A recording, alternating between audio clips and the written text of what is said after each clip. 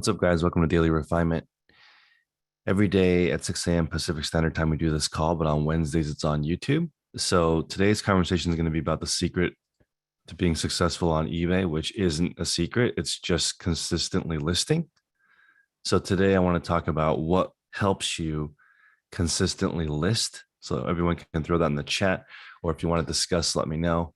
But for me, the things that have made me the most consistent are a schedule. That's probably the easiest thing because I'm better at following directions than anything. So schedule number one, having everything where it's supposed to be number two, and planning ahead, I would say, is number three.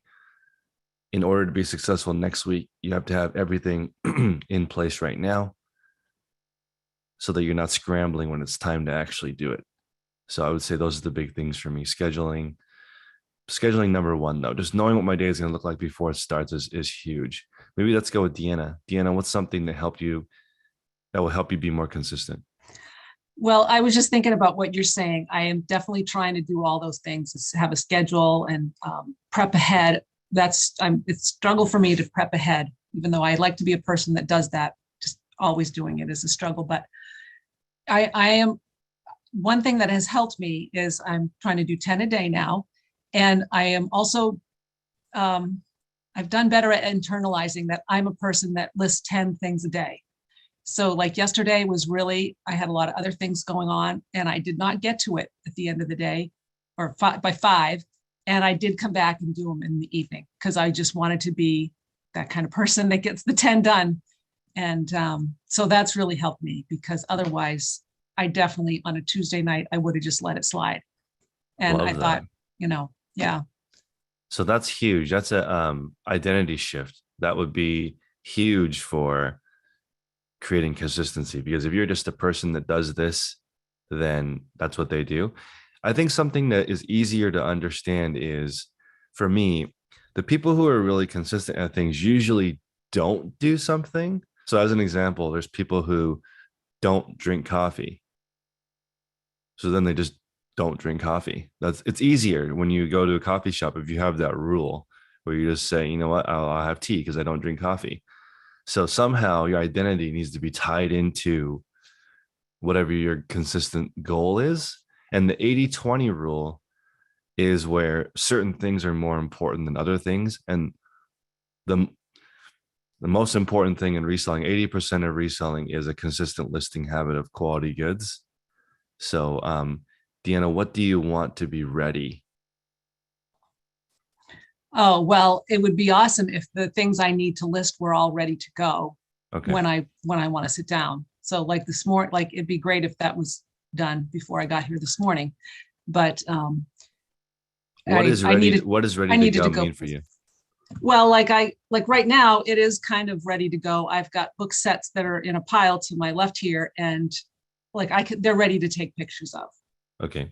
And I'm trying to be better about when I buy and because when I put sets together, I have them on my shelf or whatever, waiting. But I'm trying to be better about checking them before I put them there so that even though they might look fine on the outside, they're not wet, or have water damage on the inside or something that is a deal breaker on listing it. And how many do you want ready to go? 10 or more than 10? Right. Well, more than 10 would be great. I mean, I am struggling by doing 10 a day. That means I am doing 10 on Saturday and 10 on Sunday most of the time because I have had a hard time doing extras. I might do 1 or 2 extra. And like last weekend, I only had to do 5 each day. So that was because I was a little bit ahead. But it's been a struggle to get the draft bank and that kind of thing going. So And do you want to go 14 a day and take off the weekends, or what is your ideal schedule? yeah, that would be better, is to do 14 a day. And then if I am here on the weekend, then do something else to help maybe get things ready. What days do you want off? Yeah. Friday, Saturday, Sunday would be awesome. With Okay. Friday, I like to go sourcing and stuff like that. So that's not really off, but off So from listing would be great. let's see, 70 divided by 4.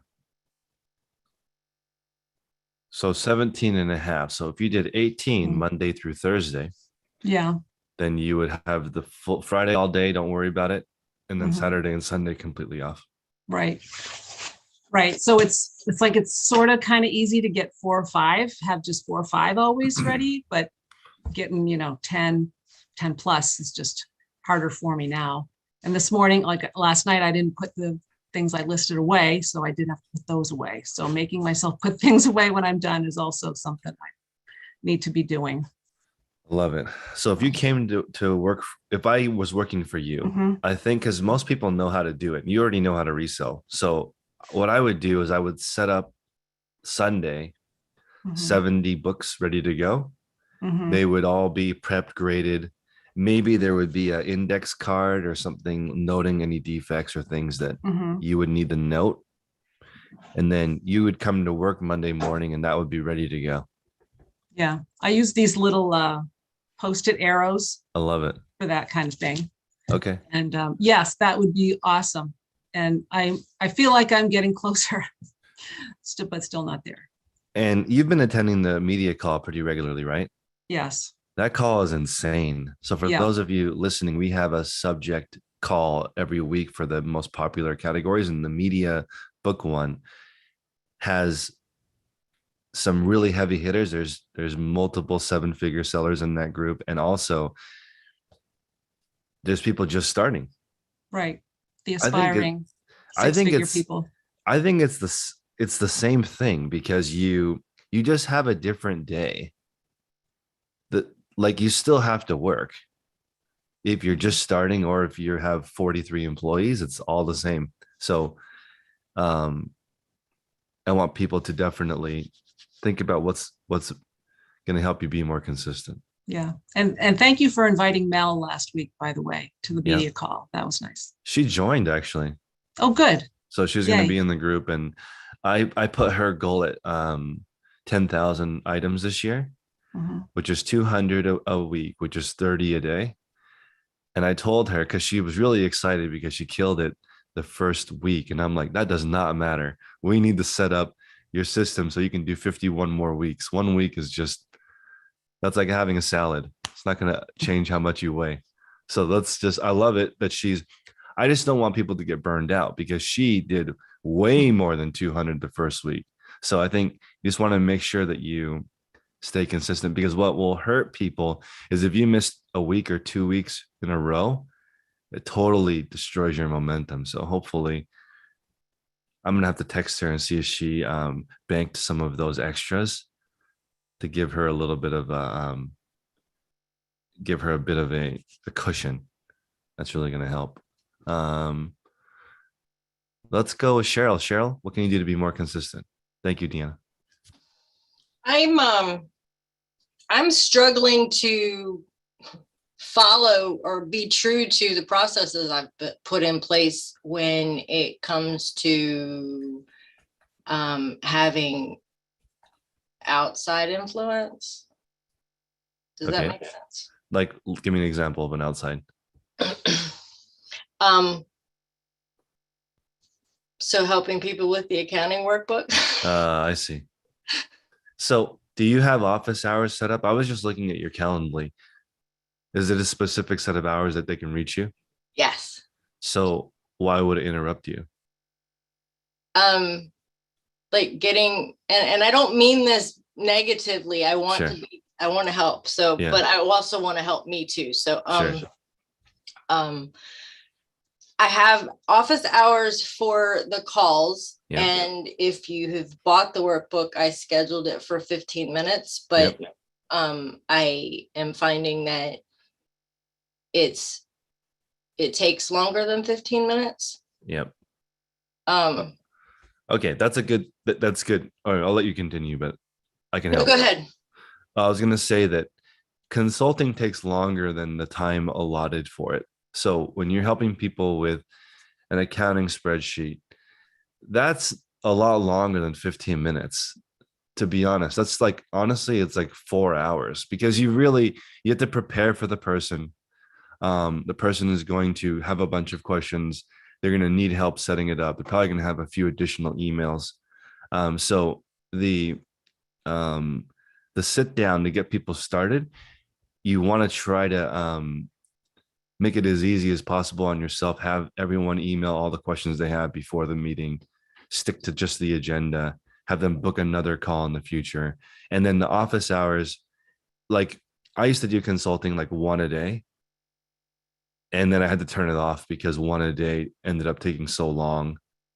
And I don't want to charge people too much money. So then it just doesn't work. So you have to make it as you have to plan like at least twice as much time as the consulting call takes is what you should allot for it, because otherwise it just takes a lot longer, and it has to be after your eBay day. And that's my other problem is that because I've been struggling with my health lately. Yep. I haven't been, my eBay day is taking longer than what I had planned for it to take. So I had planned that Yep. There's no reason why I can't be done for the most part by noon. Yep. And then I've got, 3 hours that I can concentrate on the workbook stuff. But because I haven't been getting my stuff done by noon for eBay, then it's rolling over. And so eBay is suffering.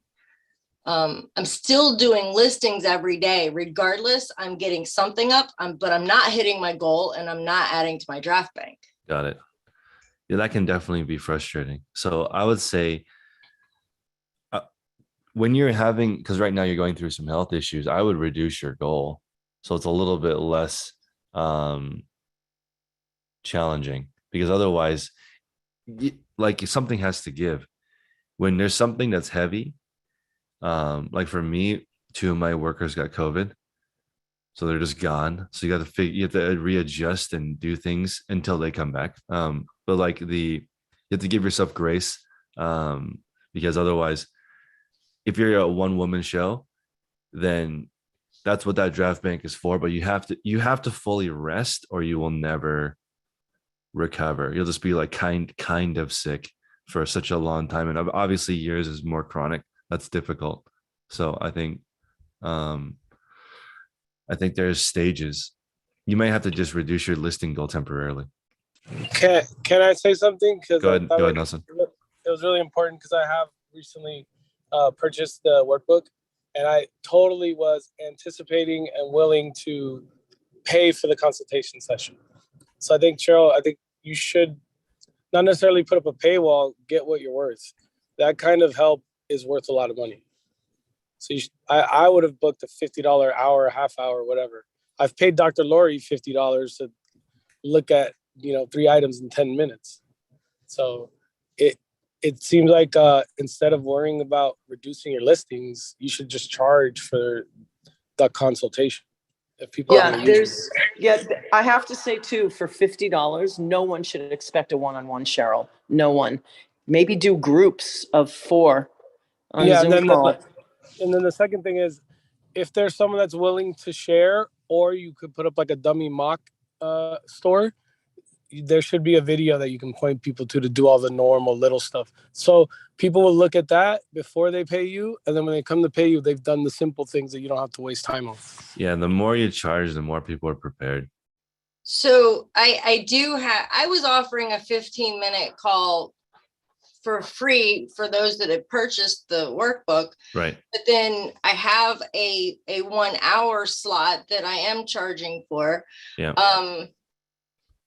And then I switched it. I have plans for the 1st of February, right after this morning call, so that Chris doesn't have to come back. He can just stop the one call and start the recording for the other call. And we will record exactly for everybody that has the work group and everybody that wants to see it, the workbook. You can watch that call, and we're going to enter all of our January stuff at that one time. And then maybe that's going to help for future, anybody that gets it in the future will be able to just watch that and follow along and enter each thing on each page. And then, so I just got to get from now till after that call. Yeah, if you don't streamline and automate it, there's no way you'll keep up with the way the group's growing and how esoteric your sheet is for our business. Because the people that are starting up are really going to look for that sheet instead of QuickBooks at a high cost. Yeah, go ahead, Christine. When I was doing sessions, individual sessions, therapy sessions, what we do is we follow a bell curve. So we start off the session just kind of making a little chit chat, making comfortable. Then we get into the problem, we find the solution, we talk about the next session, and then we're done. So maybe in your consults, you can start looking for, okay, well, here were the main questions that they had, and now we're going to have to start putting some of those other questions off until next time or in the call. So try to, if you can, try to look for like a bell curve so that you can end it with you being satisfied and the client feeling like they got their worth and their questions asked and a goal for the next time. So I also, and that's a great idea. I also said something to my husband about it last night, and he said, why don't I put together a FAQ? So I'm going to attempt to do that as well. But I really appreciate everybody's input. Yeah, So- we don't want you to overwhelm yourself because you're valuable to this group. You're such a value. So don't easy does it, girl. Being consistent is definitely about having the more capacity than you need. That sounds crazy, but like if you have to red line to do 10 listings, you won't be consistent. Deanna needs a 30 a day listing potential, and then 10 is no problem. So you gotta just you have to think about what is it that can help you do more, and how do you buy your time. Like for you, it's like, as an example, here's a simple one.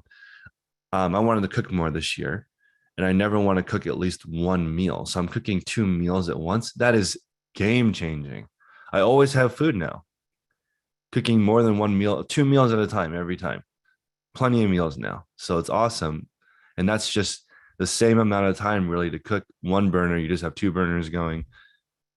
Now you're good. And so I think we got to get more capacity. It doesn't get easier. You just have to get way better at what you do and way more organized. And I was thinking about this yesterday. The longer you've been reselling, the more things you accumulate that don't matter.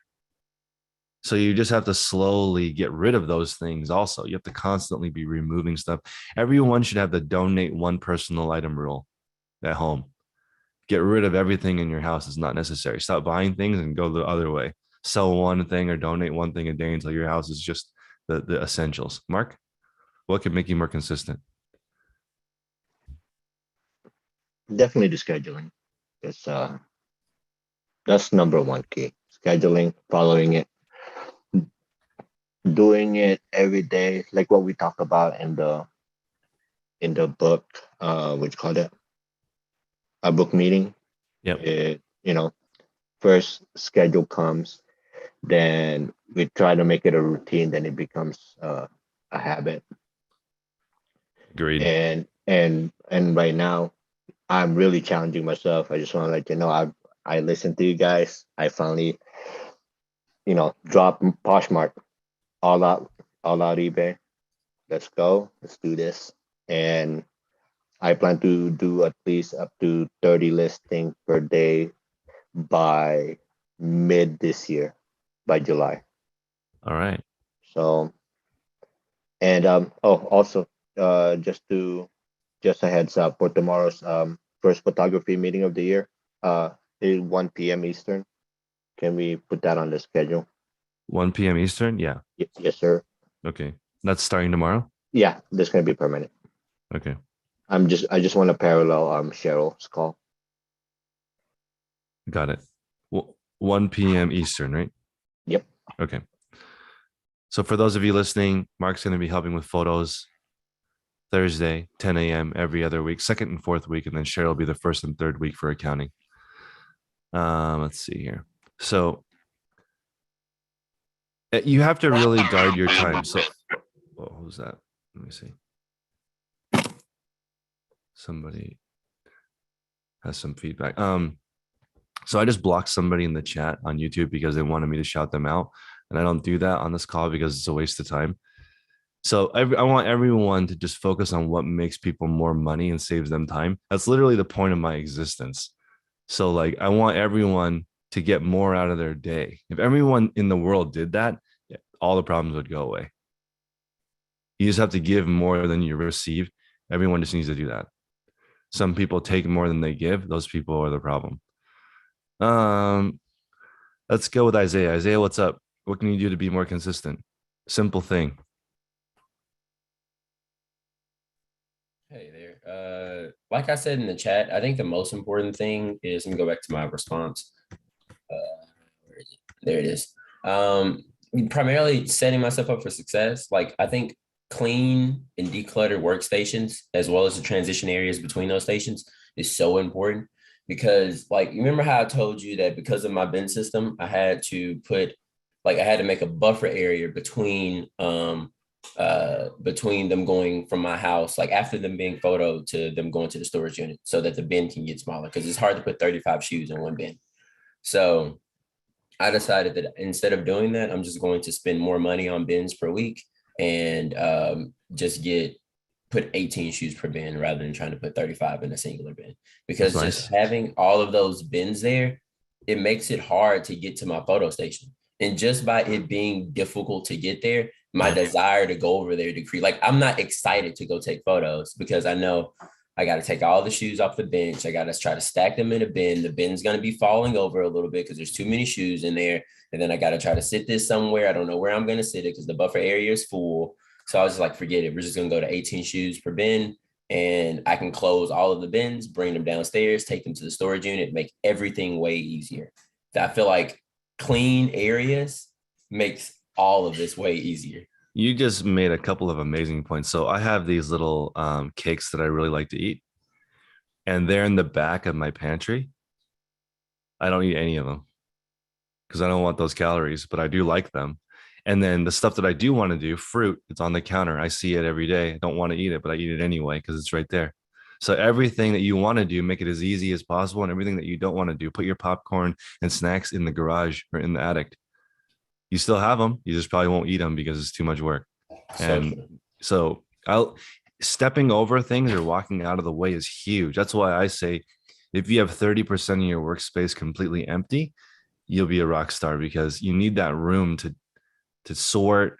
It makes me so uncomfortable when I step over anything.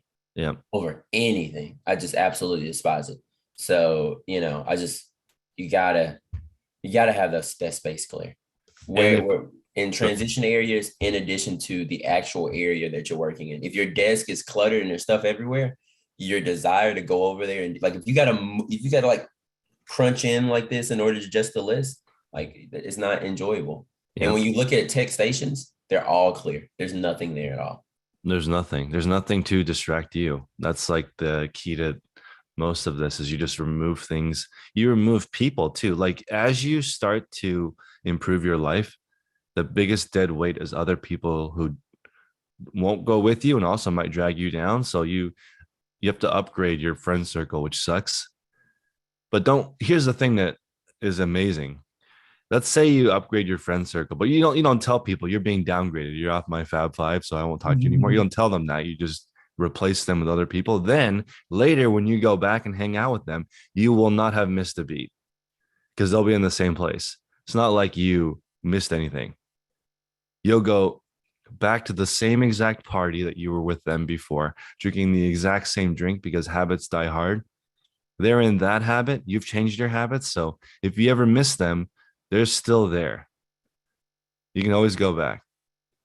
And if you do the Marie Kondo thing, if there's something that you really love and you don't want to get rid of it, take a picture of it and donate it. You still have the memory if you need it, but it's not taking up your space. And that's huge. I say maybe put a picture of your family on your phone instead of your desk. Put your phone away, work. After you're done, family time. Let's see here. If your house is buried in stuff, a lot of people are mentioning that, just move the stuff away from one corner and then face the corner and then work your way out of it. As long as you buy more than, I'm sorry, as long as you list more than you buy, you will reverse that habit. So that's all you have to do. You don't even have to stop shopping. So when I hear people say, I'm on a buying hiatus, I'm not going to buy for a month. That's the same thing as a yo-yo diet. I'm only going to eat celery this month.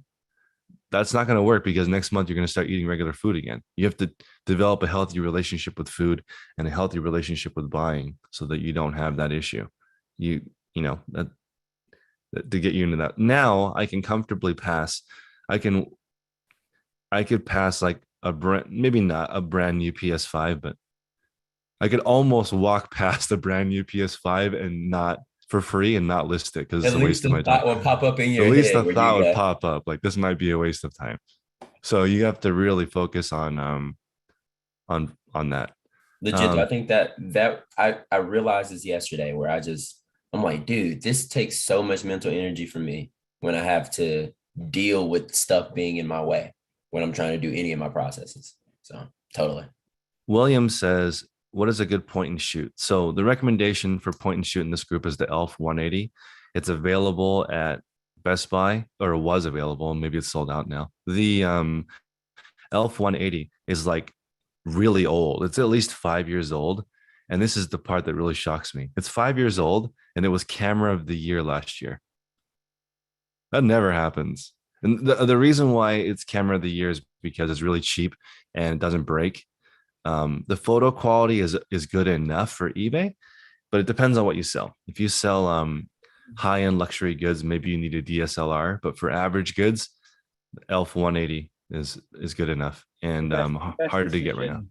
The best decision I ever made was go to a hard camera. That has saved me hours of time, just using a Canon, basic Canon point and shoot power shot camera.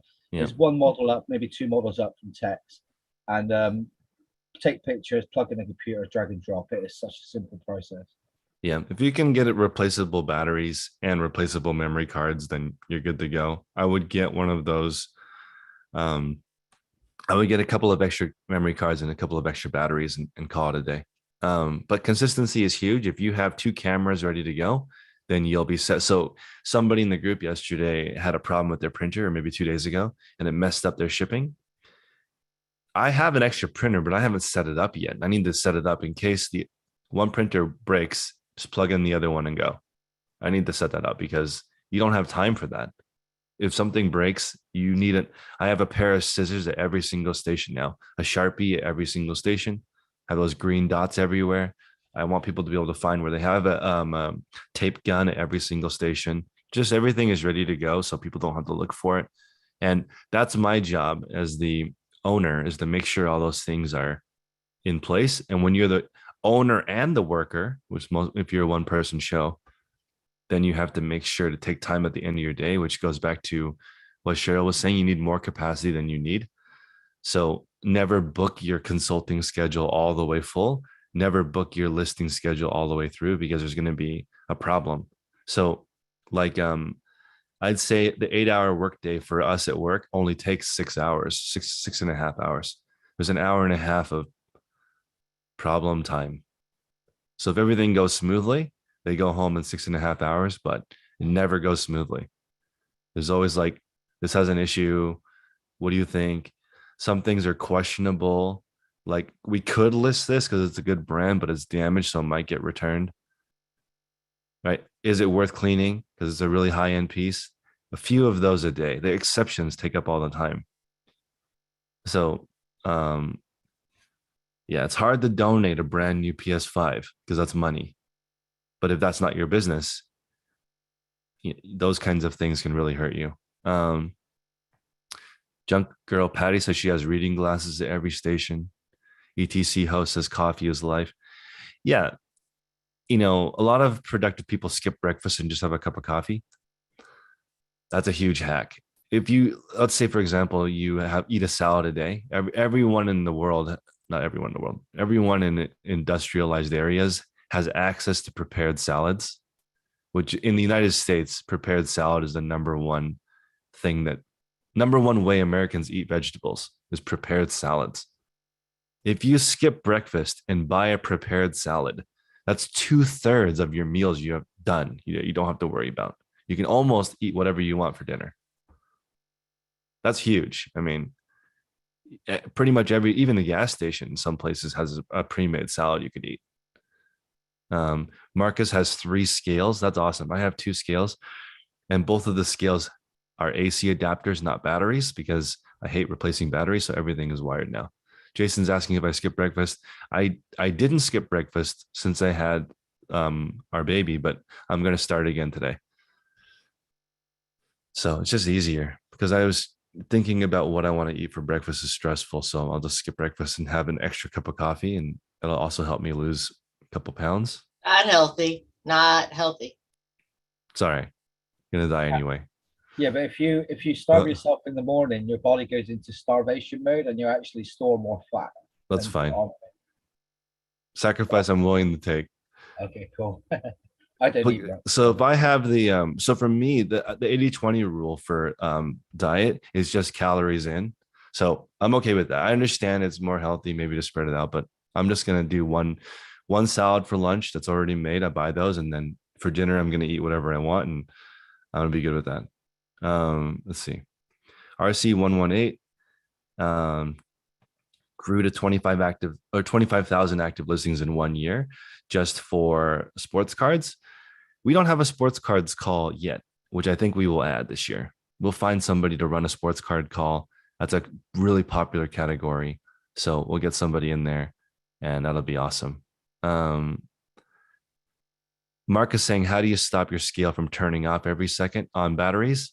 I was not able to do that, so I bought the plug.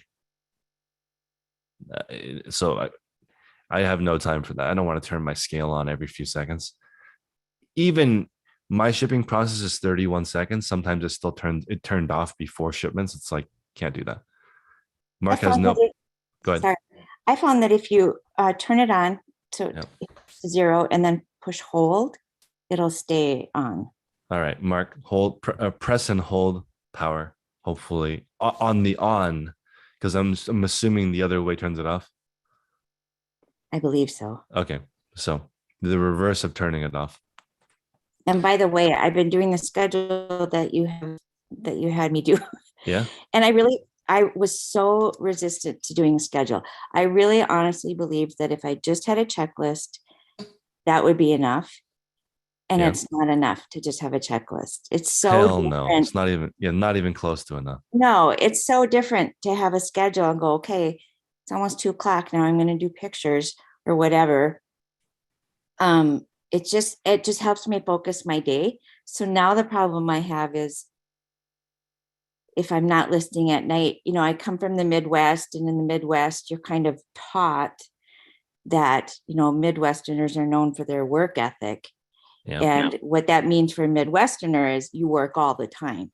Yeah. I don't know what to do when I don't work all the time. I can think of lots of things, but they're usually work related. So I have to, and there's lots of things I want to do, but I feel guilty doing them. So I have to get past that now. But the schedule was a game changer. I love it. Thank you. So that was one of the I'm going to make a video on that this week. Catherine and Jen, I set up their schedules so they would both be done by noon. And I want everyone to do eBay in half a day. Shouldn't take all day. Tom, you have some feedback? Yeah, I just wanted to say about the rewards of consistency and having everything kind of set in place, because I've been consistent now, doing this 1 hour into my store, one listing into my store every hour for 3 weeks now. And I've done that consistently every single day, and my sales are up by 94.5%. My impressions are up by 30%. My click-throughs up by 0.2%. My page views are up by 80%. And wait, I'm sorry. What was the first part of it? Your listing's more consistent? The rewards have been more consistent. Oh, the rewards. But haven't you been more consistent listing?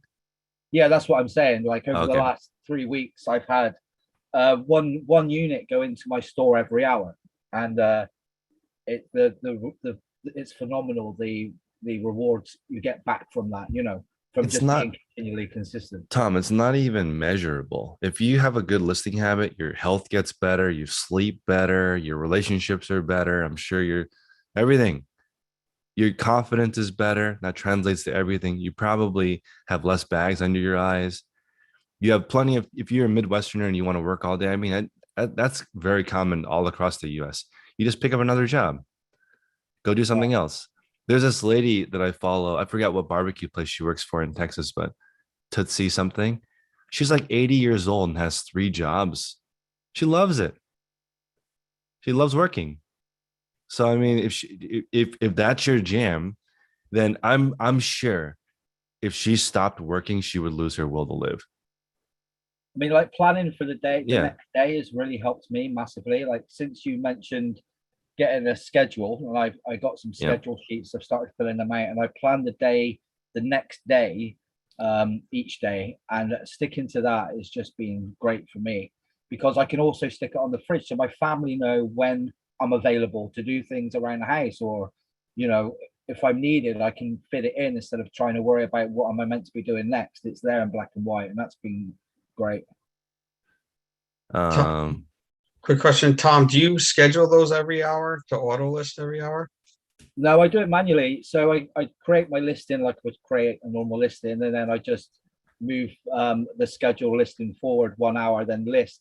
And then if I'm doing like a bulk, say 15 or 20 hoodies, I just sell similar off of that and then increase it by 1 hour, and I just do that. I've got into the habit of doing that. I know you can do all your listings and then save them as drafts and then schedule them out all at 1 hour sittings, but I'd rather, personally for me, I'd rather do it each hour so I know where I'm at. And the sheets I got for scheduling, I just bought online. They were so cheap. It's just these little, I'll just get a blank one. These little daily planner sheets. It's got your schedule on there, your cleaning, your health and fitness, your water intake, your meal plan, to-do list, top priorities. And I just fill that out, and then I photocopy it when I need more. And then on the back, so that's like a filled one there. And then on the back, I write my notes, strategies, upcoming thoughts and ideas, things I pick up from the this podcast and the podcasts in this meeting and the Facebook group. And it's just amazing, because it's amazing as well how much I actually forget. You don't know what you forget because you've forgotten it. So when you write things down, it's like, wow, yeah, I forgot about that, you know. And it's good little technique to remind you of things. Anyway, Nelson, did you have something else that you wanted to add? And I wanted to ask people in the chat before we go to Catherine, do you guys plan your day at the beginning of the day or the day before? I plan it at the beginning of the day. The night before is probably better because then in your brain, you can work out all the kinks for the next day. Ben does the day before. And then also one more thought on the, Marcus is asking, is it better to launch all your listings at once or spread them out? I personally think all at once is better. I've tried both. I've had listings go live every 5 minutes all day. I've had listings go live every 10 minutes all day. And then I've had 100 listings go live in 1 second. That seems to be better. So I think, but again, depends on the correct answer is it depends on when your audience is online. If the people who are shopping for your goods shop at work, probably during the workday. If it's something they look for after work, probably after work. If it's all day, every day, maybe it's better to spread it out all day. Catherine? I was just going to add that the other thing I've changed now that I have a schedule is that during these calls every morning, I add to my draft bank. So the first half of this call, I added 5 items to my draft. And eventually I'll get to the point where all my items are in drafts and I can list from drafts. But having that schedule, I think helped me increase my draft bank because I just know when to do it, when to put the items in, and I don't have to think about it anymore. I love it. Somebody in the chat put that on buy now listings, it doesn't matter. So this is one of those things that actually doesn't matter. It's one of those really minor things that people worry about. So what Catherine had mentioned, which is her schedule, that's the 80-20 rule. If you have a schedule, you can fit more in, fit more life in. And Catherine, you inspired me with this saying that very few people live to 120. That's true, but more and more people are living to 100. So regardless, you should try to get as much as you can out of it. So I didn't know, I think Midwesterners were known for, I mean, backing up for a second, the Midwesterners being known as hard work. When I think of American like culture that I love, it's like Detroit, making all the goods here, everything's high quality, made in USA means something, and all the production was in the Midwest, I feel like. So I mean, that maybe that is where that culture came from, and that sort of went away. Now we have the no work movement. And you like I was taught in college, apply to jobs outside of Minnesota and North Dakota because people will hire you immediately. They love hiring people from the Midwest. Like you're actually taught that because they love the, can-do attitude and the hard work. But then most of the people I know around here, including my husband, all he does is work because it would look bad if he wasn't busy working all the time in his mind. And his whole family is like that. And I'm like, yeah, I kind of want to have a glass of wine and read a book once in a while. So but he will work all the time. He can't stand not working. Yeah. For me, resting is still doing. It's still an activity that I do. Okay, we're fully resting now. Am I fully relaxed? Am I wearing comfortable clothes? Am I fully hydrated? Am I watching whatever I want to watch? Am I with the people that I care about? And then, if you want to work at a really high level, you want to play at a really high level too. You don't want to hang out with somebody who's a dud. You want to go and have a great time. When you're killing it, everything gets upgraded. You want to spend the best time with the best people. If we have the reseller cruise one day, people are going to be fighting over seat assignments because you want to sit next to somebody cool. So you want to be the person that people want to sit by, which means you have to do more stuff. If you didn't do anything all day, you don't have anything to say at the party. That's what I was, it's cool to ask what people do, and they have something excellent to talk about. Seth worked in the oil field for 30 years and an 80-hour week is normal. I know some people think a 9 to 5 is a part-time. I mean, that's just part of it. That's part of the world that we live in. America works super duper hard. Let's go with Marcus. Marcus, what can you do to be more consistent in your day? Hopefully you can chat.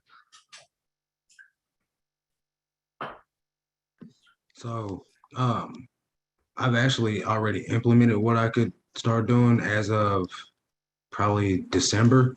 And what it was getting my items ready the night before. So like I'd have them laid out and stacked up and flat lay and ready to go. I've set my listing station up a little bit more streamlined. The only thing is my photo board's on this wall and everything else is on this wall. So I pack, fold, bag, and put away on that side. And I'd like it to all be next to each other, but I don't have the room for that because this isn't just my listing room, it's my girlfriend's listing room as well. So we have to come to a happy medium. You know what I mean? She doesn't only list clothes, she lists hard goods as well. So that's really helped me streamline. Believe it or not, pushing up my listing goal helped me be more consistent as well because, like you said, the feeling you get from actually achieving your goal is bar none. So me cranking out those listings, I blow past my 15 listings every single day. Normally I'll do about 30. So I'll draft a day because I do go sourcing 2 days a week in at the bins in St. Louis. So I'll just go ahead and get everything done for the day and then keep on working until about 5 o'clock. And then I feel like I've earned my time to just go relax at the gym, lift some weights, and then hop on the treadmill for an hour and watch Netflix. It's rewarding. It's my payoff at the end of the day. This might sound crazy, but for some people, their eBay store is the relaxing part of the day because they have some horrible job that really sucks the soul out of them. And then they come home and they can peacefully accomplish your goal. This is what I do for a living though. So it is, you know what I mean? Yeah. Cause you said relax at the gym. Yeah. Some people think that's torture. So I love the gym. I'm a personal trainer by trade though, certified, but I don't do anything with it. I just train myself. But if you're a professional lister, it might be something that is relaxing to you I too, love because you can listing. zone I out. didn't like it at first, and I couldn't Mm, stand listing clothing either. Like with a passion, I hated it so bad. But once I got off the floor doing it, and once I took the emotion out of it, I stopped worrying about what it was that I was listing. I stopped listing the highest dollar amount things first and leaving the rest in a pile. I just grab and list. No emotions, uh, no names. Like I'm not, oh, this is North Face. I gotta list this. I take all the thinking out of it, and it's helped me blow through it. So I actually enjoy it now.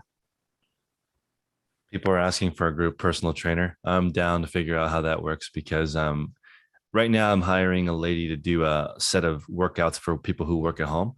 But that's the reality, because most people are going to work at least part-time at home in the future. So staying motivated. I know Audrey Puente is this newscaster in New York. So she's got a full-time career. She sells the dresses that anchor women wear, because they try not to wear the same thing over and over again. So they have these amazing dresses that they either trade or sell. So she's got her full-time job, 3 kids. I can't remember if she's a single mom or not, but three kids. And then her workouts are like, she takes the stairs always. She does workouts. She does squats while she's cooking. This crate, like fitting it all in, but it just, there's a I'm lot one to of those do. guys that parks on the other side of the parking lot, far away from the building on purpose so I can walk to the door. Yeah, I love it. And I'm one of those gals that finds the closest parking spot because it's 30 below. I'm not walking across a parking lot. I love it. I love it. Somebody asked how they can increase page views. Okay, ready? You can increase page views by listing better items, listing them more accurately, or listing more items. Those are the only ways you can increase page views. There's no hack. There's no hack. The fastest way is doing it right the first time. Let's see. This is so crazy because, like, there's people in Vegas where it's like 100 degrees. It's super duper hot. And then there's people where it's 30 below. I guess some people prefer it's cold because you can always put more layers on. I don't know. The 30 below is pretty sounds pretty terrible though. I don't know if you could offset that. It's pretty cold. Did you see her video, Chris? I didn't. It's so super cool. I'll watch it today. Yeah, Sue is following Audrey on Instagram. So Wandering Nomad is saying the photo quality does not increase impressions very much.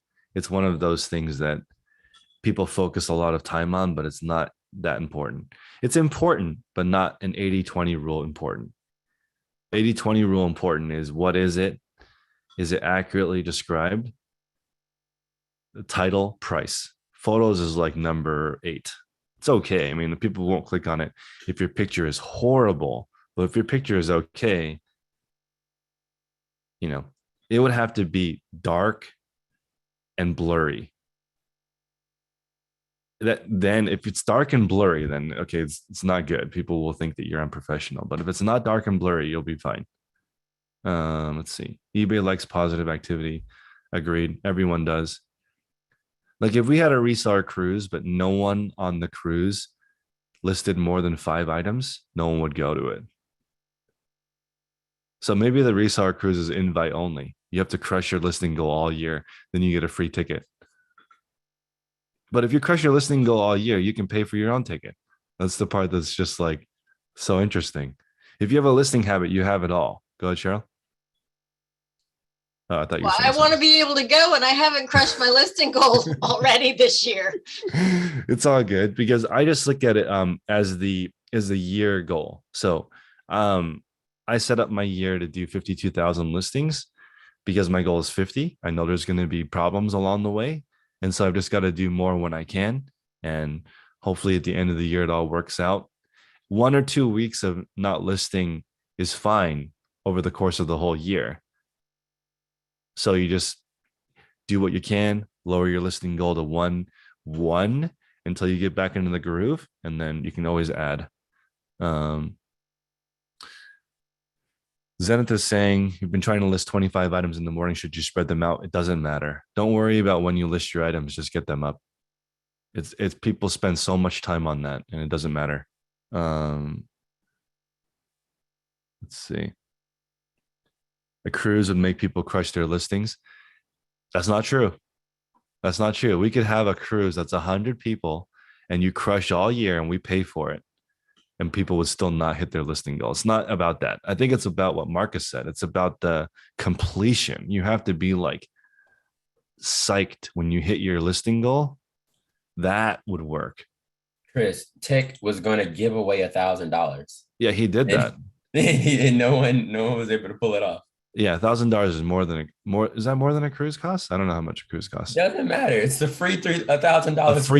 Free $1,000. Everyone in the group failed. Yeah, it's true. RC is saying, is eBay not up sometimes? Sometimes eBay doesn't work. So just don't worry about it. Go get some lunch, go for a walk, come back. And most of the time eBay is working an hour later. Let's see. Different countries, like someone is talking about Canadian Post. Does anybody know a Canadian seller that has 3,000 or more items?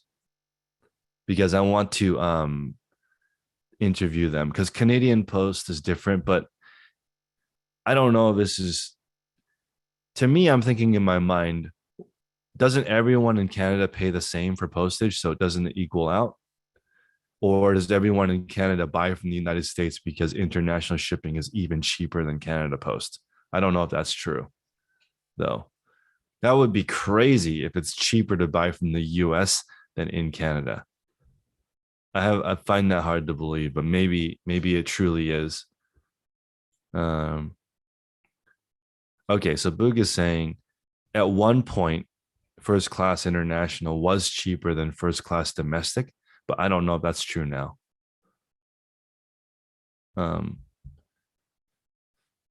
That's interesting. Okay, let's go with Jason. Jason, how can you be more consistent this year? Well, I think just having a listing goal that I have to hit no matter what would help.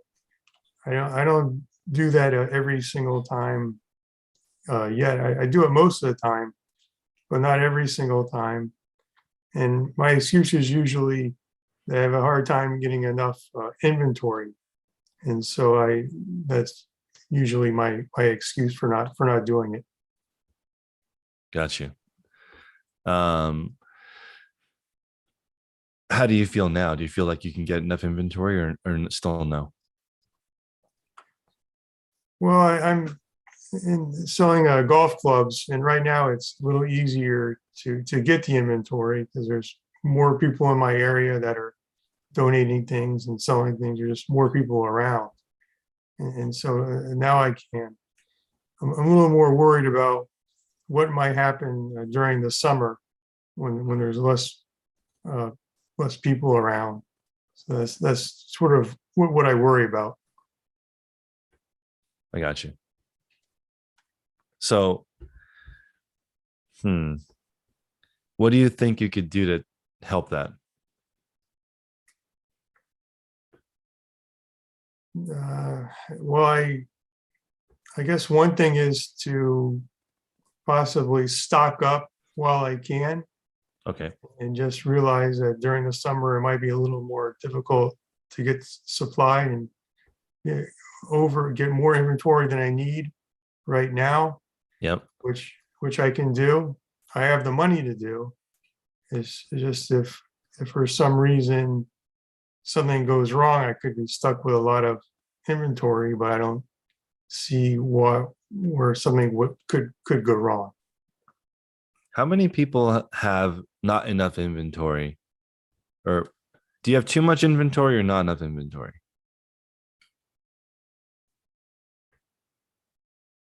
Ben says not enough inventory. Way too much. Way too much for Jason. Ben. Jason, do you only sell golf clubs?